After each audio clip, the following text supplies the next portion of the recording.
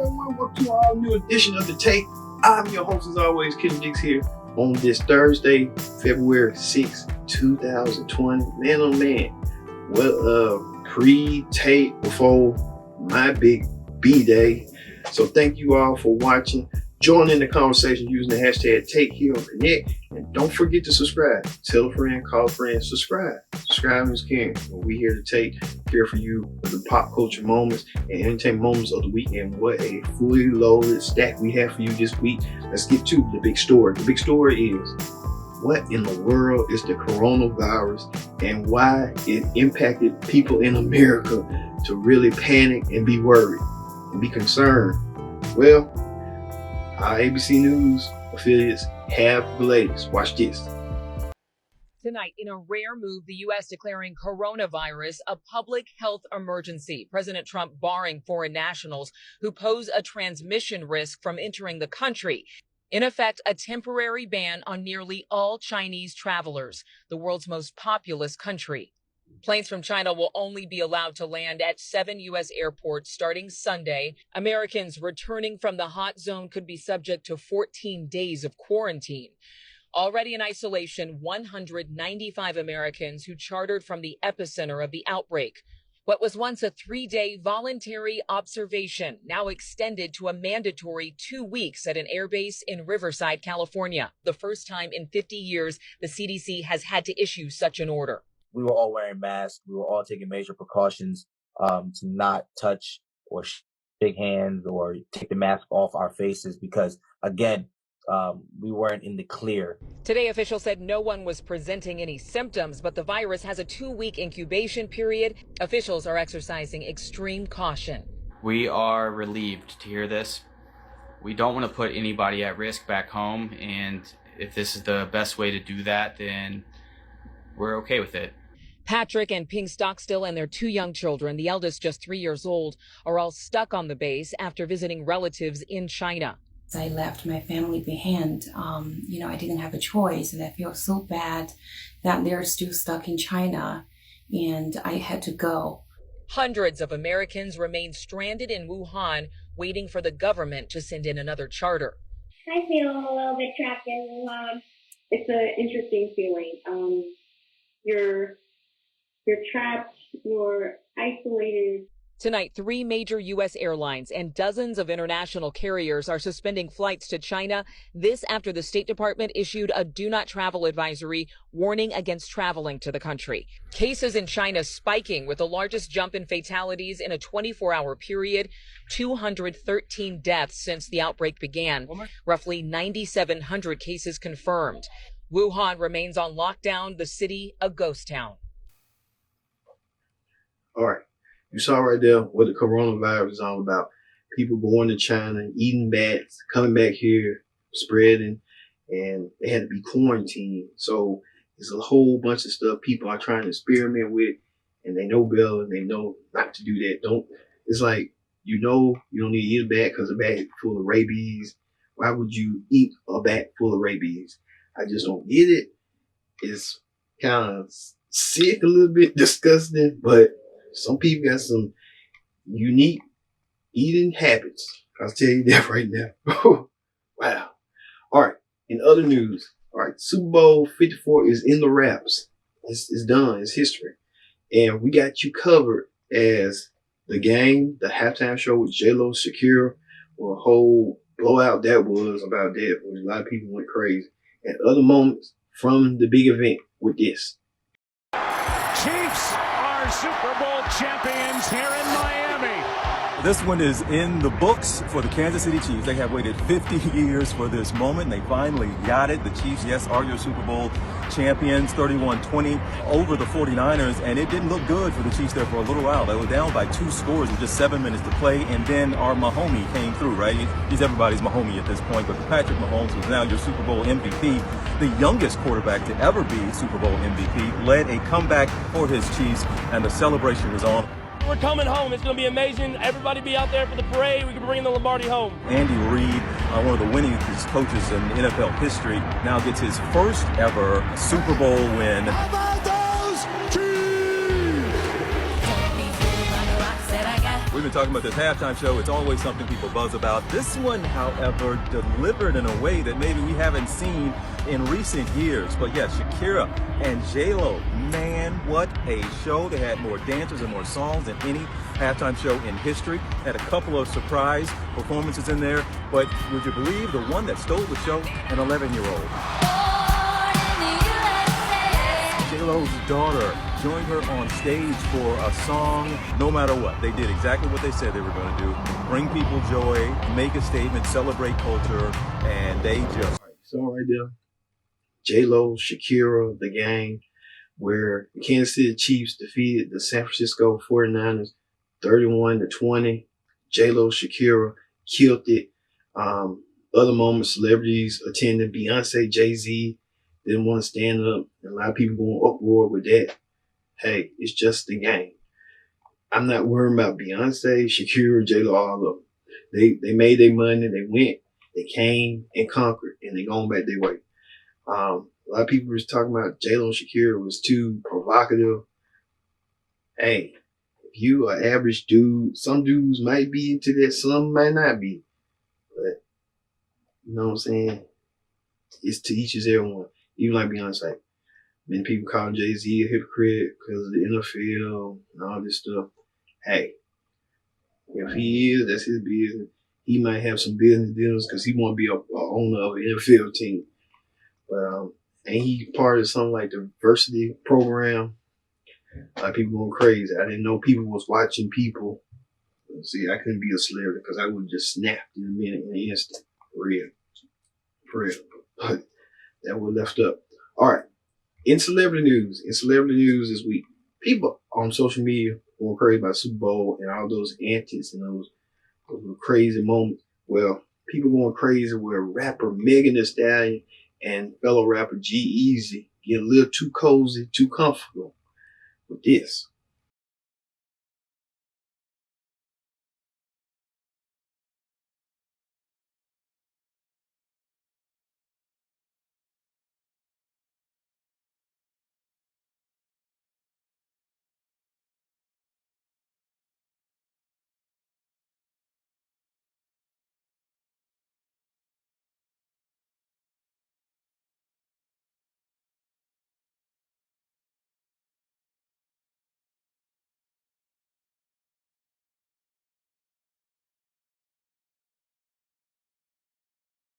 As a lot of people recovered from the Super Bowl, one of the big stories flooding our timelines was a surprising PDA fest put on by rappers Megan Thee Stallion and GEazy. GEazy posted a video of him kissing all over that bubbling brown sugar right there. Devil is busy. And quickly, keyboard crusaders had some harsh opinions. Many blasted Megan for being a beautiful black woman who chose to get affection from a skinny white man. So that brings us to tonight's topic. Are we still this uncomfortable with seeing interracial dating or flirting? So, Brittany, when you took a look at that video, your thoughts on it? The internet always has trolls. So I'm here for Megan and GEazy. Megan, do your thing. I'm here for it, sis. All right, let's bring you into this conversation. What do you think about it?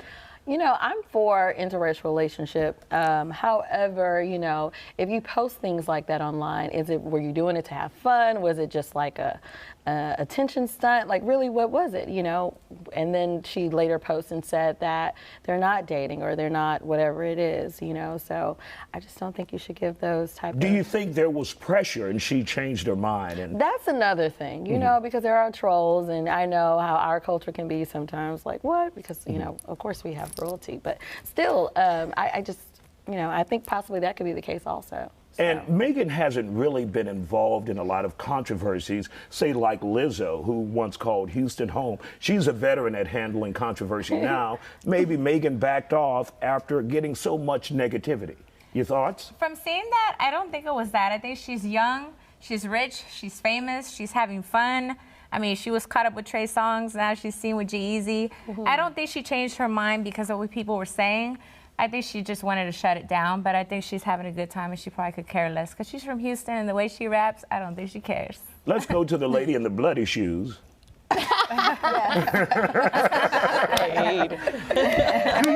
Can you believe we're still having this kind of conversation when it comes to interracial dating in 2020, Maggie?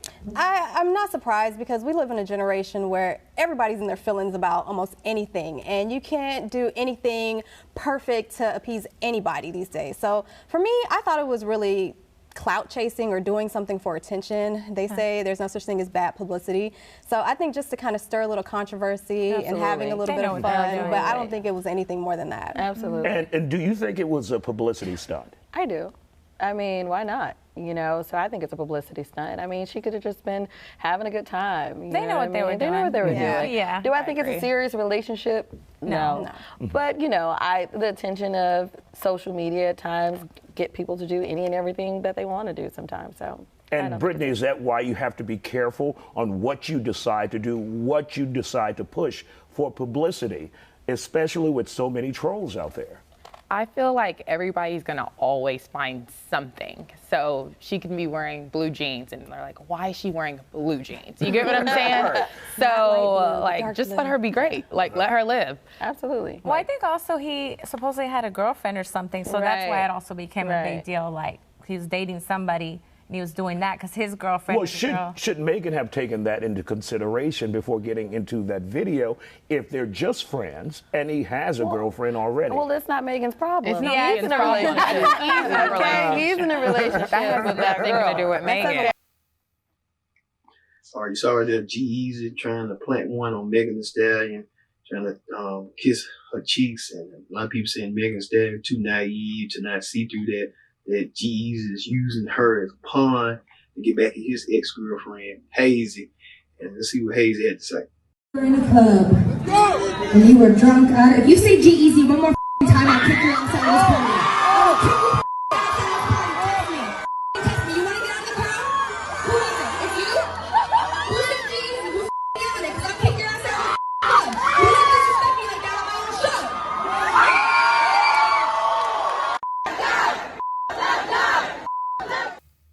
Yeah, she's screaming. She can't get over it. Some fan during her concerts yelled at GEazy and she went berserk. So she ain't over him yet. They're not over each other. And I hope Megan Thee Stallion just don't get caught up in that stuff with them two. All right. On talk shows this week, comedian actor Jim Carrey appeared on Good Morning America, and he was there to promote his new film, Sonic the Hedgehog, where he starred with Sonic the Hedgehog as the evil boss or something like that. Well, he gives Michael Strahan out of character experience with this. With the one and only Jim Carrey, everybody. Jim Carrey, everybody. Take it easy. Jim is back on the big screen. Come on, man. Oh, I don't want none. I'm afraid. See if you still got it. I don't. Trust me. I don't. How are we going to make it through this interview? I don't know. But Jim is here. How about those Iowa caucuses, huh? Oh, fantastic. Fantastic. You know what, I'm glad it just didn't turn into streptococcus. I'm glad about that. Well, I tell you what, we're here now for Sonic the Hedgehog, your new movie, man. Congratulations. And you're determined to capture Sonic. You're determined to take his powers. And once you got the role in this movie, though, you have a 9-year-old grandson. I do. Once you got the role in the movie, I heard you two started playing a video game together. We've been gaming together, but I'm not motivated to win. That's the trouble. He can beat me because I'm Robotnik. So whenever I get the controls, I just throw that character down on the spikes immediately. So you don't even care. I have no motivation to win whatsoever. Okay. Well, we're gonna mid-show fix your microphone, but I can still ask you this question while they're doing it. I'll just talk like this. Yes, okay. So in. anyway, come on, we'll do it right here. Okay. So we're gonna watch a clip right now. Let's watch this a clip. Is of Jim and Sonic, or your character going head to head. I couldn't have said it better myself. All right. Sorry that Jim Carrey getting back to the fray. I remember Jim Carrey used to always act wacky during his interviews with Joan Rivers and being on Living in Color. So Jim Carrey getting back into his element of comedy. And we showing once through. So Jim Carrey gonna be shot. I like to see that movie too. All right, on DrPhil this week, man thinks he's a cyborg, and he, oh my God, really, and he makes his family concerned about his mental well-being. Watch this. Right, this man thinks he's a robot. He thinks he's a robot. Man, somebody really get some help. And he's black too. Wow. Mental illness has risen up in a worse way, and I hope he gets the help that he needs. Whew. All right. We'll be back with more Take. Don't go anywhere. This is The Take. Stay tuned.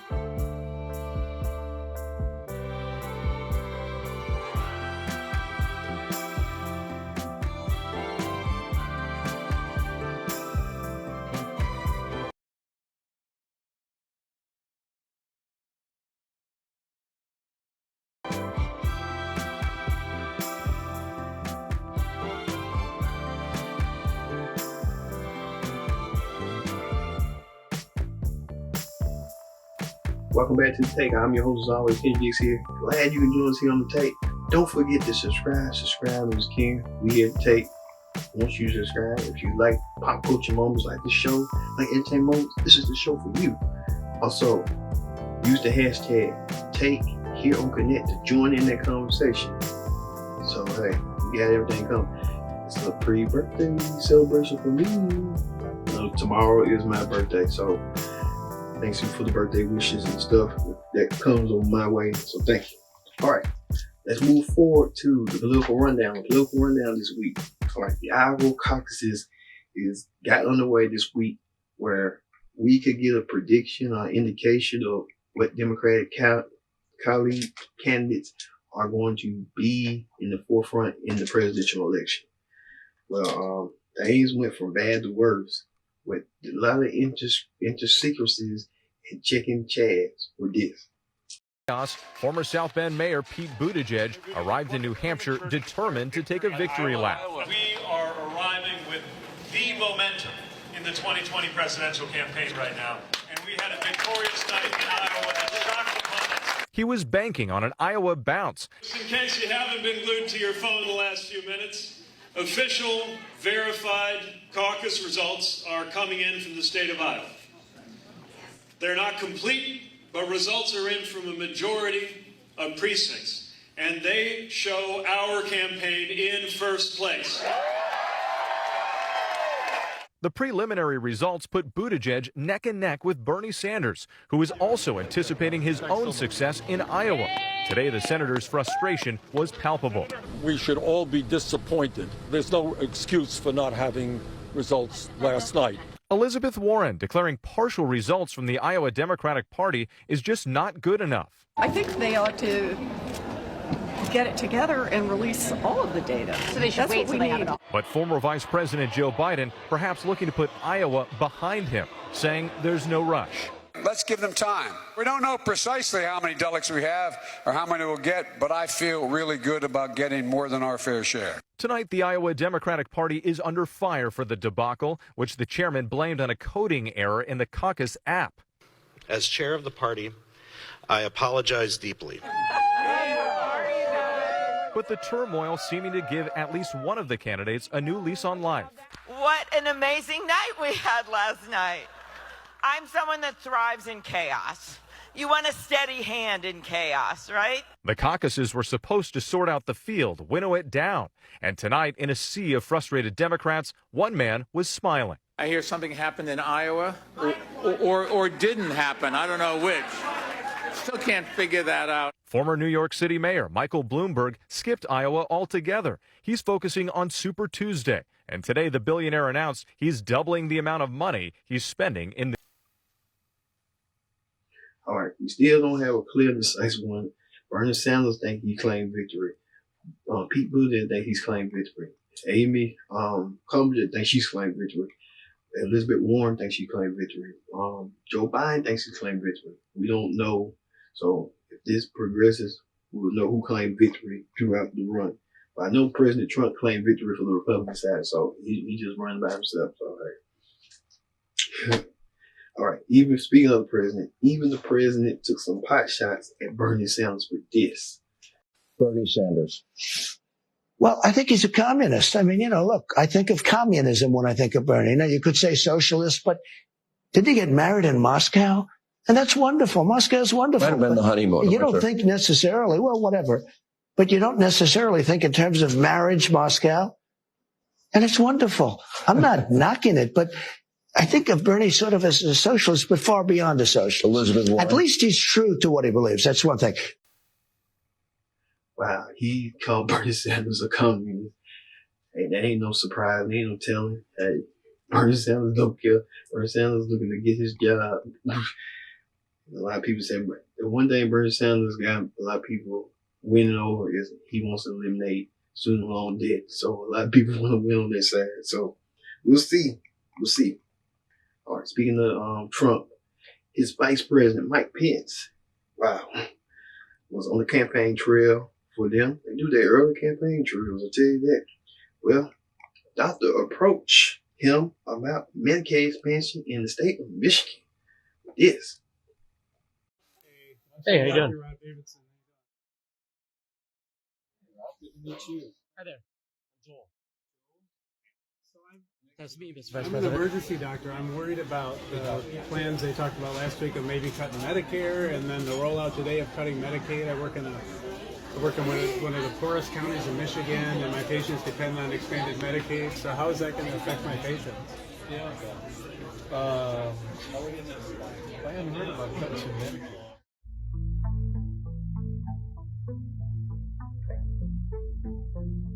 Medicare has been a godsend to so many of my patients. Honestly, mostly I'm just concerned about what they're trying to take away, essentially taking healthcare away from more of my patients.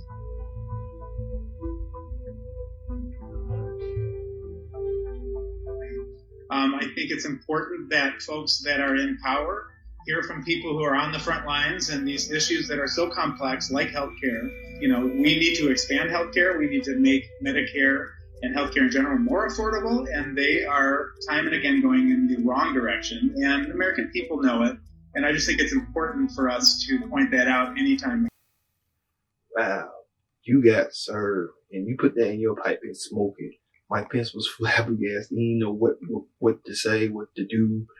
He said, Indiana, we had to ask for more expansion due Obama.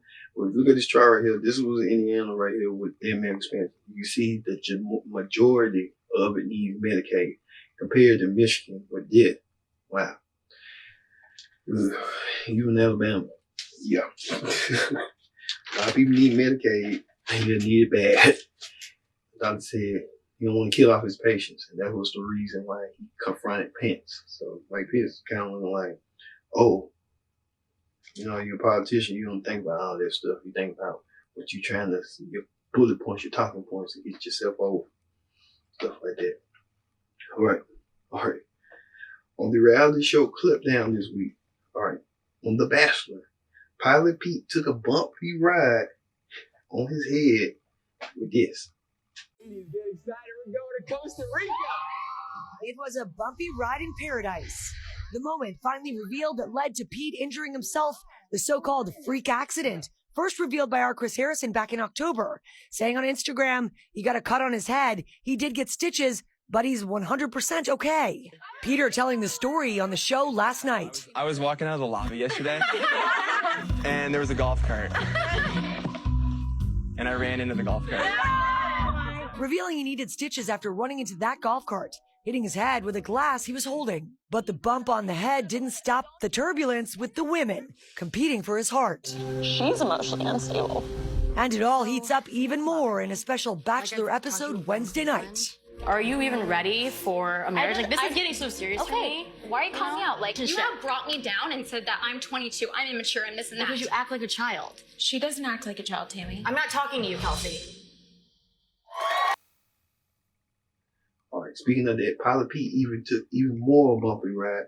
He sat down with Good Morning America and talked about his whole personality and what he's looking for among the women and his out of bounds experience with this.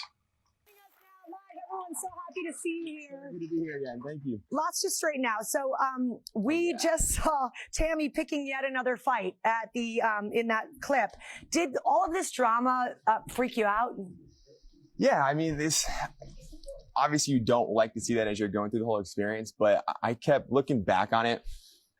Without that drama kind of showed that this was working. And if all the women were just getting along super well, they probably wouldn't have been super into me. And it would have been, if it was too easy, that wouldn't have been a good thing. So, but yeah, it definitely interfered with some stuff. And, it did interfere. That's what I was wondering. Yeah. I mean, there's no doubt, but going through it, I just did my best to kind of weed through that drama as best as possible and make the best decisions in that time that I could. Okay. So let's catch everyone out. There are now just 10 women left at this point. In the last episode, Sheehan gave you a warning that not all of the women are who they say they are. Yeah. That's not what you want to hear right after a rose ceremony. When you just give, I was so confident at that point. I knew exactly what I wanted to do. It's obviously I canceled that ceremony before. I didn't want to delay the inevitable. And she comes up and she tells me that. And I'm just like, you kidding me? And then she leaves. Right. I can't even ask her any more questions. A few more questions I know. I'm like, can I give you a rose now? But speaking of which, we do have some questions from Twitter, our Twitter fans. This is Kirsten. She wants to know, does Pete have a tattoo on the inside of his left index finger? If so, what is it? That's funny. I do actually. It's a 12. Can we see it on camera? You guys got that? Yeah. I'm the world's biggest Seattle Seahawks fan. So it's the 12th man. Got it after we won our first Super Bowl. Me and my brother got matching tattoos. So okay. The 12. Kirsten, yeah. We have answered your burning question. This is from Mickey. She wants to know, are you rethinking some of your decisions now after watching all of this live? That's a great question. It's crazy for me to watch back live. And there's moments where I'm just like, why did I do that and do that? But again, living in the moment or being in the moment, dating that many women is not easy. So I know I made so many mistakes and I'm sorry guys. It's very, very difficult.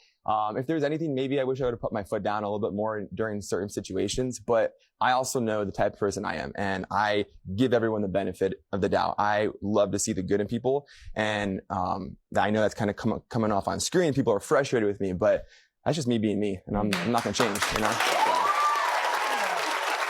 All right, Pilot Pete, staking his claim that he's just being Pilot Pete. There's nothing going to change him. So I can admire that. We'll see as the picture continues and progresses. All right.